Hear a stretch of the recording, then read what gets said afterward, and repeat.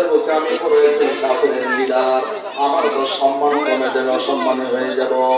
এই জন্য আমি কি করেছি, স্বার্থ হাসিল করার জন্য মোহাম্মদের সামনে কালিমা পড়েছি। আবু জাহেল বলে, ঠিক আছে বন্ধু, তুমি যদি স্বার্থের কালিমাই পড়ো, তুমি যদি এই উদ্দেশ্যের কালিমাই যদি পড়ে থাকো, তাহলে তোমার সঙ্গে আগামীকাল আমাদের কি আছে, বৈঠক আছে। বৈঠকের ভিতরে আলোচনা করা হলো। আবু জাহেল বলতেছে, উকবা ইবনে আবু মুঈত, আগামীকাল কি করা হবে, মুহাম্মদের দরবারে আমরা সকলে যাব, আর তোমার মুখ থেকে থুতু মেরে আব্দুল্লাহর ছেলে মুহাম্মদের মুখের ভিতরে নিক্ষেপ করবা। নাউযুবিল্লাহ। পরামর্শ করিয়া পরের দিন আবু জাহেল, উকবা, শাইবা, উকবা ইবনে আবু মুঈত কি করলেন, নবীজির দরবারে চলে গেলেন। আল্লাহর নবী সাল্লাল্লাহু আলাইহি ওয়াসাল্লাম মসজিদের নববীর ভিতরে বসা আছেন। আল্লাহর নবী সাল্লাল্লাহু আলাইহি ওয়াসাল্লাম তাদেরকে দেখার পরে আল্লাহর নবী দাঁড়িয়ে গেলেন, সম্মানার্থে দাঁড়িয়ে গেলেন। আবু মুঈতকে দেখে কি করলেন, সুন্দর সুন্দর নবীজি কথা বলতেছেন, ভালো ভালো কথা বলতেছেন। আবু জাহেল সাথে আছে উকবা ইবনে আবু মুঈত, আল্লাহর নবীর সামনে আরো আগে আগে যাইতেছেন। যাওয়ার পরে আল্লাহর নবী সাল্লাল্লাহু আলাইহি ওয়াসাল্লামের চেহারা মুবারকের ভিতরে সঙ্গে সঙ্গে উকবা ইবনে আবু মুঈত কি করলেন, থুতু মেরে দিলেন। নাউযুবিল্লাহ। থুতু মারার সঙ্গে সঙ্গে আল্লাহর নবী সাল্লাল্লাহু আলাইহি ওয়াসাল্লাম চোখ থেকে পানি প্রবাহিত হয়ে গেল, ব্যথার পানি বাইর হয়ে গেল। আল্লাহ পাক রব্বুল আলামিন জিবরিলকে পাঠিয়ে বলতেছেন, ওয়া ইয়াউমা ইয়াকুল যালিমু আলা ইয়াদাইহি, ও পয়গম্বর, আপনি বড় দুঃখ দিবেন না, চোখ থেকে পানি প্রবাহিত করবেন না। কিয়ামতের ময়দানে যে সমস্ত মানুষগুলো আপনাকে দুনিয়ার ভিতরে দুঃখ দিয়েছিল, কষ্ট দিয়েছিল, আপনার চেহারা মুবারকের ভিতরে থুতু মেরে দিয়েছিল, কিয়ামতের ময়দানে ওই সমস্ত মানুষগুলা আমি আল্লাহর কাঠগড়ায় দাঁড়িয়ে নিজের হাতের গোশতগুলা নিজে টেনে টেনে কি করবে, ছিঁড়ে ছিঁড়ে তারা খাইবে, আর আফসোস করে বলতে থাকবে, ইয়া ওয়াইলাতা লাইতানি লাম আত্তাখিয ফুলানান খলিলা। ওই উকবা ইবনে আবু মুঈত কিয়ামতের ময়দানে আফসোস করে বলতে থাকবে, ওই ব্যক্তিকে কেন বন্ধু বানিয়েছিলাম, ওই বন্ধু তাকে কেন বন্ধু বানিয়েছিলাম। ওই সে ছিল একজন খারাপ মানুষ, আবু জাহেল, আবু লাহাব, তারা ছিল তো খারাপ মানুষ, তাদেরকে দুনিয়াতে কেন বন্ধু বানিয়েছিলাম। আল্লাহর নবীকে যদি বন্ধু বানাইতাম, তাহলে তো কিয়ামতের ময়দানে নবীজির সঙ্গে থাকতাম, নবীজির সঙ্গে তো জান্নাতে চলে যাইতে পারতাম। কেন খারাপ মানুষকে বন্ধু বানাইলাম, কেন তাদের কথা মতো আমি চললাম, তাদের কথা মতো চলে নবীজির চেহারা মুবারকে আমি উকবা ইবনে আবু মুঈত কেন থুতু দেখে লাগিয়ে দিলাম, থুতু কেন নিক্ষেপ করে দিলাম। এই জন্য দুনিয়ার মুসলমান ইমানদার, দুনিয়ার ভিতরে কত নেতা আছে, কত নেত্রী আছে, দুনিয়ার ভিতরে বড় সরদার আছে, দুনিয়ার ভিতরে মহল্লার ভিতরে এলাকার ভিতরে বড় সরদার আছে। এই সরদার গুলা মানুষদেরকে নিজে খারাপ কাজ করে অপরজনকে খারাপ কাজ করানোর জন্য তাদেরকে সেই দিকে উদ্বুদ্ধ করে, তাদেরকে সেই দিকে তাদের কি করে মাইল করিয়ে দেয়, তাদেরকে সেই দিকে যাওয়ার জন্য পরামর্শ দেয়। এই জন্য দুনিয়ার মুসলমান ইমানদার, দুনিয়ার ভিতরে কোনো মানুষ যদি মদখোরের সঙ্গে চলাফেরা করে, একজন সুদখোর ব্যক্তিকে যদি বন্ধু বানায়, কিয়ামতের ময়দানে ওই উকবা ইবনে আবু মুঈতের মতো আফসোস করবে আর বলতে থাকবে, দুনিয়ার ভিতরে কেন মদখোরকে বন্ধু বানাইলাম, মদখোরকে কেন বন্ধু বানিয়েছিলাম, একজন নামাজীওয়ালা ব্যক্তি কেন বন্ধু বানাইলাম না, একজন আল্লাহওয়ালা মানুষদেরকে কেন বন্ধু বানাইলাম না, একজন আলেমকে কেন বন্ধু বানাইলাম না, আল্লাহর ওলিদেরকে কেন বন্ধু বানাইলাম না। আজকে যদি আল্লাহর ওলিদেরকে বন্ধু বানাইতাম, মুসলমানদেরকে যদি বন্ধু বানাইতাম, আলেমদেরকে যদি বন্ধু বানাইতাম, নামাজ পড়ানোওয়ালা ব্যক্তিদেরকে যদি বন্ধু বানাইতাম, আল্লাহওয়ালাদের যদি বন্ধু বানাইতাম, তাহলে কিয়ামতের ময়দানে আমাকে আর আফসোস করতে হতো না, আমাকে আর আফসোস করতে হতো না। এই জন্য দুনিয়ার মুসলমান ইমানদার, প্রত্যেকটা দিন প্রত্যেকটা জায়গার ভিতরে প্রতিদিন কোরআনের আলোচনা হয়, নবীজির হাদিসের আলোচনা হয়। তারপরে মুসলমান তুমি কেন নামাজ পড়ো না? আল্লাহর নবীর কথা কেন তুমি মানো না? আল্লাহর নবীর আদর্শ তুমি কেন মানতে পারো না? আল্লাহর বিধান কেন বান্দা তুমি কেন মানতে পারো না? আল্লাহর বিধান কেন তুমি মানতে পারো না?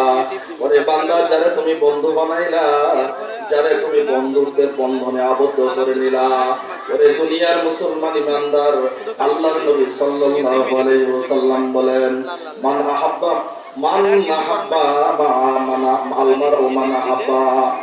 আল্লাহর নবী ইরশাদ করেন, দুনিয়ার ভিতরে যে মানুষ যাকে মহব্বত করবে, যে যাকে মহব্বত করবে দুনিয়ার ভিতরে, আপনার যদি একজন নামাজি ব্যক্তিকে মহব্বত করেন, আপনার যদি একজন আল্লাহওয়ালা ব্যক্তিকে মহব্বত করেন, আপনি যদি একজন আলেমকে মহব্বত করেন, আলেমকে যদি ভালোবাসেন, কিয়ামতের ময়দানে আল্লাহর নবী বলেন, কিয়ামতের ময়দানে ওই ব্যক্তিগুলো আলেম ওলামাদের সঙ্গে উঠবে।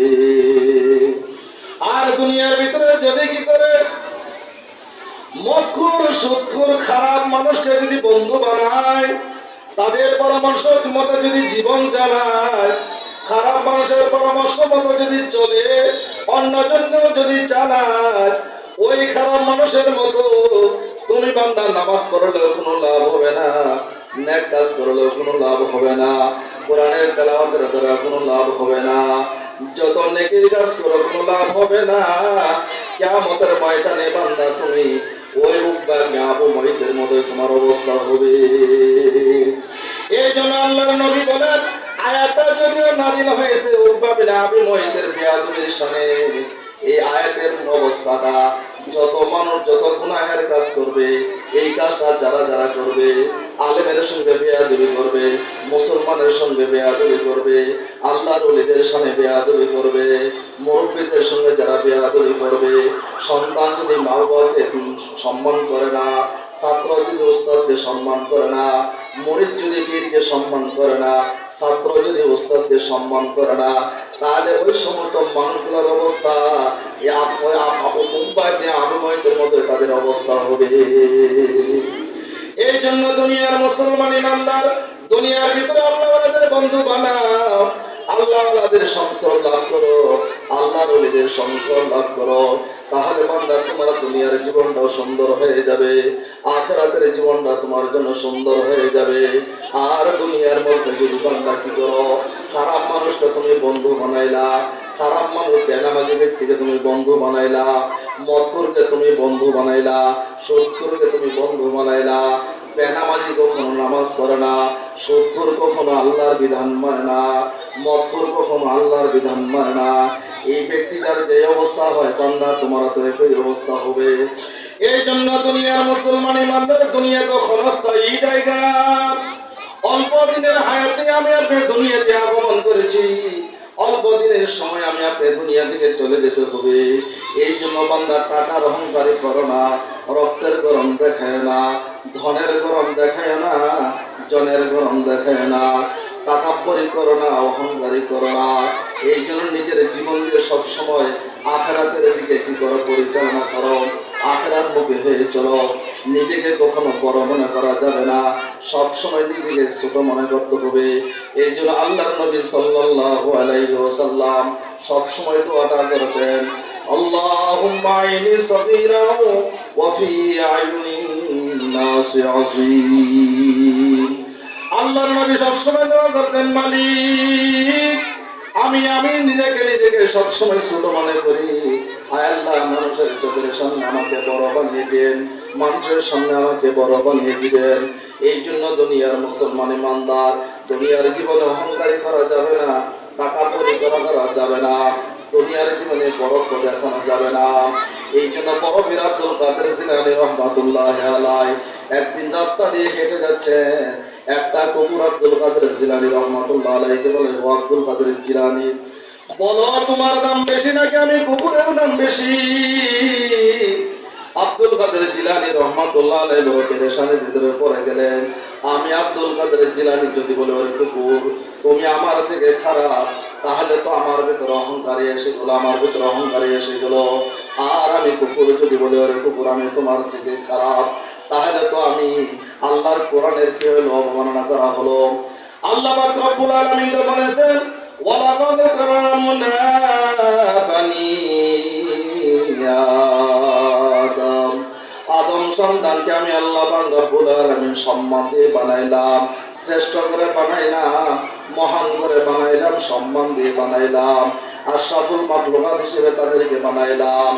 এই কথা বলার পরে আব্দুল কাদের জিলানী রাহমাতুল্লাহ আলাইহি বলেন, ওরে কুকুর, দুনিয়ার জীবনে আমি এই কথা তোমার জবাব দিতে পারবো না।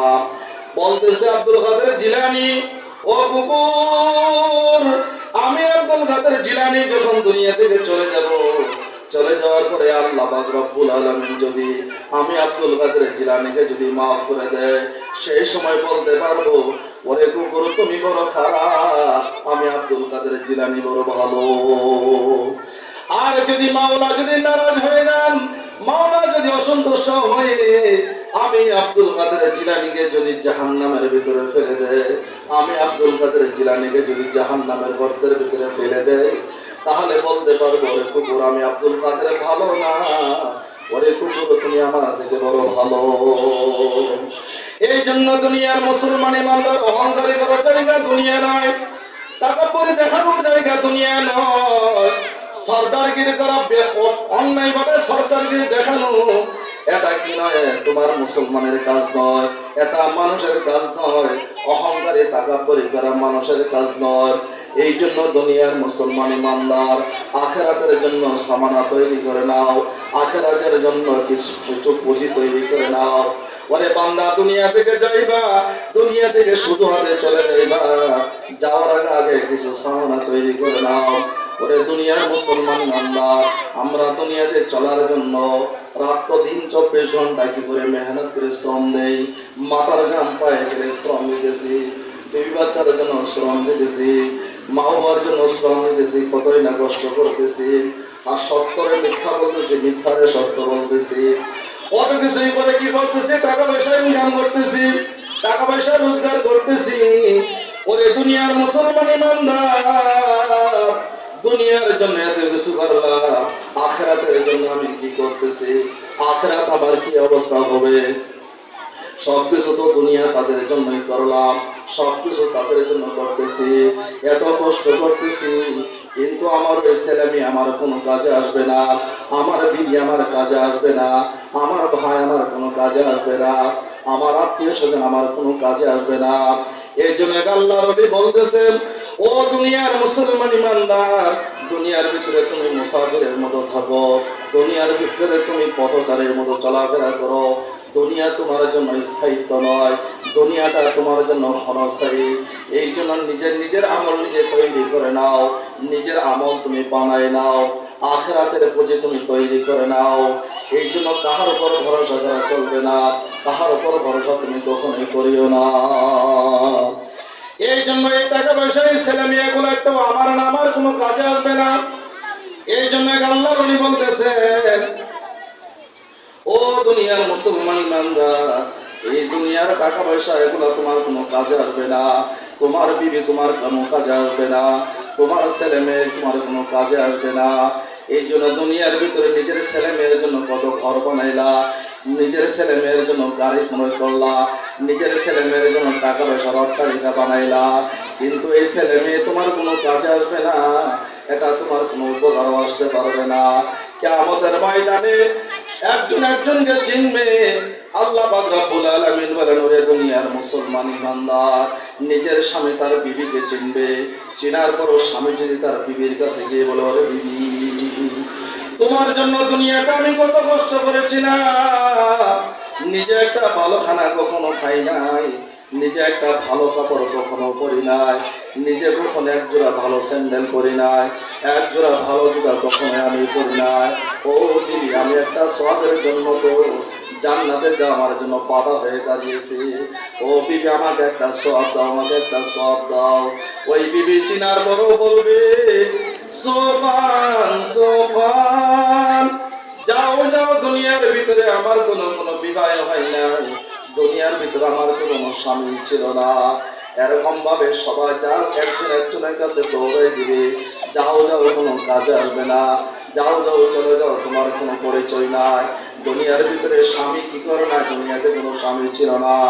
এই জন্য দুনিয়ার মুসলমান ইমানদার আখেরাতের পুঁজি তৈরি করে নাও, নিজের জীবনকে আখেরাতের জন্য সাজাও, নিজের জীবনকে আল্লাহর নবীর সুন্নতে কি করে তুমি সাজিয়ে নাও, আল্লাহ পাকের বিধান দিয়ে তোমার শরীরটাকে সাজাই নাও, আল্লাহর নবীর আদর্শকে নিজের শরীরটাকে সাজাই নাও। তাহলে কিয়ামতের ময়দানে বান্দা তোমার জীবনটা হবে বড় মুক্তির জীবন। আল্লাহ পাক রব্বুল আলামিন তোমার উপরে খুশি হয়ে আল্লাহ পাক রব্বুল আলামিন চিরস্থায়ী ঠিকানা, শান্তির ঠিকানা তোমার জন্য জান্নাত হয়ে যাবে। সুবহানাল্লাহ। এই জন্য মুসলমান ইমানদার আল্লাহ পাক রব্বুল আলামিনের কাজ করা আমাদের দরকার, আল্লাহর নবীর আদর্শ আমাদের পালন করা দরকার। আল্লাহর নবীর বিধান মতো যদি চলি নিজের জীবনটা বড় সুন্দর হয়ে যাবে। আল্লাহর নবীর আদর্শ মোতাবেক যদি চলি তাহলে আমার জীবনটা কি হয়ে যাবে, সুন্দর হয়ে যাবে। এই জন্য দুনিয়ার মুসলমান ইমানদার সব সময় মাওলাকে স্মরণ করো, সব সময় মাওলাকে ডাকো, সব সময় জিহ্বাকে দিয়ে মাওলাকে স্মরণ করো, সব সময় আল্লাহ পাক রব্বুল আলামিনকে তুমি ডাকতে থাকো, মাওলাকে বেশি বেশি করে স্মরণ করো। দুনিয়ার ভিতরে যে মানুষটা বাদাম বিক্রি করে তাকে বাদামওয়ালা বলে ডাকে, যে মানুষটা রিক্সা চালায় তাকে রিক্সাওয়ালা বলে ডাকে, যেই মানুষটা ভ্যান চালায় তাকে ভ্যান গাড়িওয়ালা বলে ডাকে। আর দুনিয়ার ভিতরে যেই মানুষগুলা মাওলার জন্য পাগল, উঠতে বসতে চলতে ফিরতে মাওলার জিকির নিয়ে পাগল, মাওলার জিকির নিয়ে পাগল, মাওলার কথা নিয়ে পাগল, মাওলার জিকির নিয়ে বান্দা সব সময় পাগল। রাত্র দিন 24টা ঘন্টা সকাল সন্ধ্যা বান্দা কি করে মাওলার জিকির করে। আল্লাহু আল্লাহ, আল্লাহু আল্লাহ, আল্লাহু আল্লাহ, আল্লাহু আল্লাহ, আল্লাহু আল্লাহ। বান্দার সবসময় জবানের ভিতরে মাওলার জিকিরে থাকে, জবানের ভিতরে সবসময় মাওলার জিকির রাখে। সবসময় বান্দা কি করে মাওলাকে স্মরণ করে, সবসময় বান্দা মাওলাকে জিকির করে, সবসময় বান্দা মাওলাকে ডাকে। জয় অবস্থায় থাকুক না কেন বান্দা খানা খাইতে যায় সেখানে মাওলাকে ভুলে না, বান্দা ঘুমানোর জন্য যায় সেখানে মাওলাকে ভুলে না, বান্দা নিজের ছেলেকে বিবাহ করাইতে যায় সেখানে মাওলাকে ভুলে না, বান্দা নিজের মেয়েকে বিবাহ দিতে যায় সেখানে সে বান্দা মাওলাকে কখনো সে ভুলে না। যে কোনো কাজে যাক না কেন, ব্যবসা বাণিজ্যের ভিতরে গেল মাওলাকে ভুলে না, চাকরি বাকরির ক্ষেত্রে গেল বান্দা মাওলাকে কখনো ভুলে না। আমার মাওলা বলে, ওরে দুনিয়ার মুসলমান ইমানদার, দুনিয়ার জীবনে তুই বান্দা আমি মাওলাকে ভুলস না, কিয়ামতের ময়দানে আমি বান্দা তোকে কখনো ভুলবো না।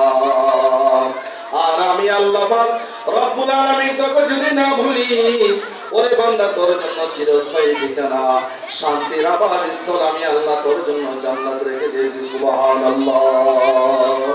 এই জন্য দুনিয়ার মুসলমান ইমানদার বেশি বেশি নেক আমল করা দরকার, বেশি বেশি করে ভালো আমল করা দরকার, আল্লাহ পাক রব্বুল আলামিনকে বেশি বেশি করে স্মরণ করা দরকার। মা বোন যারা আছে পর্দার ভিতরে আছেন, মাওলাকে বেশি বেশি করে স্মরণ করা, 5 ওয়াক্ত নামাজ পড়া, মাওলার জিকির করা, সব সময় সব কাজের ভিতরে মাওলাকে ভয় করা। আল্লাহ পাক রব্বুল আলামিন বলেন, যে বান্দা আমি মাওলাকে ভয় করে, যেই বান্দা আমি মাওলাকে ভয় করিয়া চলে, আমি আল্লাহ পাক রব্বুল আলামিন ওই বান্দাকে 3টা পুরস্কার দান করি। 1 নম্বরে আমি আল্লাহ পাক রব্বুল আলামিন ওই বান্দার কোন আমলের ভিতরে ত্রুটি থাকলে আমি আল্লাহ তার আমলগুলোকে পরিশুদ্ধ করে দেই। সুবহানাল্লাহ। 2 নম্বর আমি আল্লাহ পাক রব্বুল আলামিন ওই বান্দার কোন গুনাহ থাকলে, কোন নাফরমানি থাকলে আমি আল্লাহ পাক রব্বুল আলামিন ওই বান্দার সমস্ত গুনাহগুলোকে আমি আল্লাহ পাক রব্বুল আলামিন ক্ষমা করিয়ে দিই। এই জন্য দুনিয়ার মুসলমান ইমানদার মাওলার কাছে কি করা, দোয়া করা, মাওলার কাছে যাওয়া, মাওলার কাছে কান্নাকাটি করা, মাওলার কাছে রুমাদারি করা, মাওলার কাছে কাদা চোখ থেকে পানি প্রবাহিত করা। আল্লাহর নবী সাল্লাল্লাহু আলাইহি ওয়াসাল্লাম বলেন, মান বাকা মিন খাশিয়াতিল্লাহ হারামাল্লাহু তিলআইনা আলান নার। আল্লাহর নবী বলেন, যে মুসলমান ইমানদার, যে মহিলা পুরুষ দুনিয়ার ভিতরে মাওলার ভয়ে চোখ থেকে পানি প্রবাহিত করলো, মাওলার ভয়ে চোখ থেকে পানি প্রবাহিত করলো। মাওলার ভয়ে যে বান্দা সবসময় কাঁদে, মাওলা আমার মতো গুনাহগার কেউ নাই, আমার মতো বড় পাপী কেউ নাই, আমার মতো বড় গুনাহগার কেউ নাই গো মাওলা। বান্দা যখন কি করে তাহাজ্জুদের নামাজ পড়িয়া আল্লাহ পাক রব্বুল আলামিনের সামনে হাত দুটো উত্তোলন করিয়া মাওলার কাছে কান্নাকাটি করে গো মাওলা, আমার মতো গুনাহগার কেউ নাই, আমার মতো পাপী আর কেউ নাই গো মাওলা। আমি বড় গুনাহগার, আমি বড় পাপী গো আল্লাহ। আয় আল্লাহ, আপনার দরবারে কোনো কিছুর অভাব নাই। মাওলা গো, আপনি আমার মনের আশাগুলো পূরণ করে দিন। আয় আল্লাহ, আমার গুনাহ খাতা ক্ষমা করিয়া দিন। এই জন্য দুনিয়ার মুসলমান ইমানদার, আগামী শুক্রবার শবে বরাতের রাত্র, এই রাত্রের ভিতরে বান্দা তুমি মাওলার কাছে বেশি বেশি করে কান্নাকাটি করবা, মাওলার কাছে তুমি ক্ষমা চাইবা, মাওলার কাছে বেশি বেশি করে দোয়া করবা। আমার মাওলা সেই দিন সূর্য অস্ত যাওয়া থেকে নিয়ে সূর্য উদিত হওয়ার আগ মুহূর্ত পর্যন্ত আমার মাওলা নিত্য আসমানে আসিয়া বান্দাদেরকে ডাকতে থাকেন, আলামিন মুস্তাগফিরিন ফাগফিরাল্লাহ। আমার মাওলা ডাকিয়া বলে, দুনিয়ার মুসলমান ইমানদার, কে গুনাহের কাজ করেছো, কে নাফরমানি কাজ করেছো, আমি মাওলার কাছে ক্ষমা চাও। আমি মাওলা বড় ক্ষমাশীল, আমি মাওলা বড় ক্ষমাশীল। আমি আল্লাহ পাক রব্বুল আলামিনের একটা নাম আছে গফফার নাম। এই গফফার নামের ওসিলা করে আমি আল্লাহ পাক রব্বুল আলামিন বান্দারে তোর চিরজীবনের গুনাহগুলো মাফ করে দেব। সুবহানাল্লাহ। এই জন্য সবার কি করে মাওলার কাছে বেশি বেশি করে কাঁদান, পারলে গোটা রাত জাগিয়ে জাগিয়ে মাওলার ইবাদত করা, কোরআনের তেলাওয়াত করা, জিকির আজকার করা, এরকম ভাবে মুরব্বীদের কবর জিয়ারত করা, কবরের পাশে গিয়ে নিজের মা বাবার জন্য কবর জিয়ারত করা, নিজের আত্মীয় স্বজনের জন্য দোয়া করা, কবরের পাশে গিয়ে মা বাবার জন্য দোয়া করা। অনেকেরই মা নাই, অনেকেরই বাবা নাই, তারা এতিম হয়ে অন্ধকার কবরের যাত্রী হয়ে আছে। ও দুনিয়ার মুসলমান ইমানদার, সেই রাত্রেবেলা নিজের আত্মীয় স্বজনের কবরটাকে জিয়ারত করো, রাত্রেবেলা বেশি বেশি করে মাওলাকে স্মরণ করো, বেশি বেশি করে মাওলার দরবারে তুমি কাঁদো। এত গুনাহের কাজ করলাম, এত নাফরমানি কাজ করলাম, মাওলা আপনার যদি ক্ষমা যদি না করে, আপনার যদি মাফ যদি না করেন গো মাওলা, মাফ করার মতো তার কেউ মালিক নাই, ক্ষমা করার মতো তার কেউ নাই গো আল্লাহ। এই কথা বলিয়া বলিয়া বান্দা তুমি যদি মাওলা দরবারে কাঁদতে পারো, আমার মাওলা বলার বান্দা, ও বান্দি তুই যদি আমি মাওলার কাছে কাঁদতে পারো, আমি মাওলার কাছে যদি চাইতে পারো, আমি আল্লাহ পাক রব্বুল আলামিন ওরে মুসলমান ইমানদার বান্দার বান্দি তোর মনের সমস্ত আশাগুলোকে আমি আল্লাহ পূরণ করে দেব। সুবহানাল্লাহ।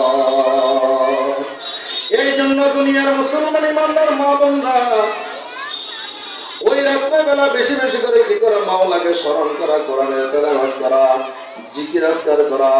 আল্লাহর নবী সাল্লাল্লাহু আলাইহি ওয়াসাল্লাম এই শবে বরাতের রাতে আল্লাহর নবী সাল্লাল্লাহু আলাইহি ওয়াসাল্লাম মা আয়েশা রাদিয়াল্লাহু তাআলা আনহার হুজুরের ভিতরে ছিলেন। আল্লাহর নবী সাল্লাল্লাহু আলাইহি ওয়াসাল্লাম রাতের মাঝামাঝি দেখলেন আল্লাহর নবী সাল্লাল্লাহু আলাইহি ওয়াসাল্লাম মা আয়েশা রাদিয়াল্লাহু তাআলা আনহার হুজুরের ভিতরে নাই। আল্লাহর নবী সাল্লাল্লাহু আলাইহি ওয়াসাল্লামের তালাশে মা আয়েশা রাদিয়াল্লাহু তাআলা আনহা বেরিয়ে পড়লেন। অন্যান্য বিবিদের হুজুরের ভিতরে গিয়ে দেখতেছেন আল্লাহর নবী নাকি অন্য বিবিদের হুজুরে গিয়েছেন, দেখা যায় সেখানে নবীকে পাওয়া গেল না। মা আয়েশা রাদিয়াল্লাহু তাআলা আনহা দেখতেছেন জান্নাতুল বাকির দিকে যাইতেছেন। আল্লাহর নবী সাল্লাল্লাহু আলাইহি ওয়াসাল্লাম জান্নাতুল বাকির ভিতরে দাঁড়িয়ে দিয়ে সাহাবায়ে কেরামের জন্য মাওলার কাছে দোয়া করতেছেন, মাওলা ও মাওলা, আমার বহু সাহাবারা কি করেছেন আপনার রাস্তায় শহীদ বরণ করেছেন, আমার পুরো সাহাবায়ে কেরামরা মৃত্যুবরণ করেছিল, মাওলা আমার সাহাবায়ে কেরামদের জন্য মাফ করিয়া দিন, আমার সাহাবায়ে কেরামদের কাছে ক্ষমা করিয়া দিন, আমার সাহাবায়ে কেরামদের কাছে মাফ করিয়া দিন। এই বলিয়া আল্লাহর নবী দোয়া করতেছেন। এদিকে আয়েশা রাদিয়াল্লাহু তাআলা আনহা নবীজির এই দৃশ্য দেখিয়া তাড়াতাড়ি দৌড়ে আবার নিজের হুজুরে চলে আসলেন। চলে আসে আমার আয়েশা রাদিয়াল্লাহু তাআলা আনহা উপর হয়ে বড় বড় নিঃশ্বাস গুলা ফেলতেছে। আল্লাহর নবী সাল্লাল্লাহু আলাইহি ওয়াসাল্লাম হুজরার ভিতরে এসে আয়েশা রাদিয়াল্লাহু তাআলা আনহাকে ডেকে বলে, আয়েশা, এত বড় বড় নিঃশ্বাস কেন ফেলতেছো, এত হয়রান কেন তুমি? মা আয়েশা রাদিয়াল্লাহু তাআলা আনহা বলতেছেন, ইয়া রাসূলুল্লাহ, ইয়া হাবিবাল্লাহ, আমি আয়েশা তো মনে করেছিলাম আপনি আজকে আমার হুজরা রেখে অন্য বিবিদের হুজরায় গিয়েছেন। দেখলাম তো আপনি অন্য হুজরার ভিতরে আপনাকে আমি পাইলাম না। শেষ পর্যন্ত আমি আয়েশা দেখলাম আপনি জান্নাতুল বাকির ভিতরে গিয়ে সাহাবায়ে কেরামদের জন্য আপনি দোয়া করতেছেন। আল্লাহর নবী সাল্লাল্লাহু আলাইহি ওয়াসাল্লাম বলেন, আয়েশা জানো আজকে কোন রাত? তুমি জানো রে আয়েশা, জানো? আল্লাহর নবীর বিবি আয়েশা রাদিয়াল্লাহু তাআলা আনহা বলতেছেন, ইয়া রাসূলুল্লাহ, আজকে কোন রাত আমি তো জানি না। আয়েশা রাদিয়াল্লাহু তাআলা বলতেছেন, ইয়া রাসূলুল্লাহ, আপনি একটু বলেন। আল্লাহর নবী বলতেছেন, আজকে রাতটা হলো ইসরাফিল শাবানের 15 তারিখ। এই রাতটা আল্লাহ পাক রব্বুল আলামিন বান্দাদের কি করেন, এরকম ভাবে নিজের ভাগ্যকে নির্ধারণ করেন।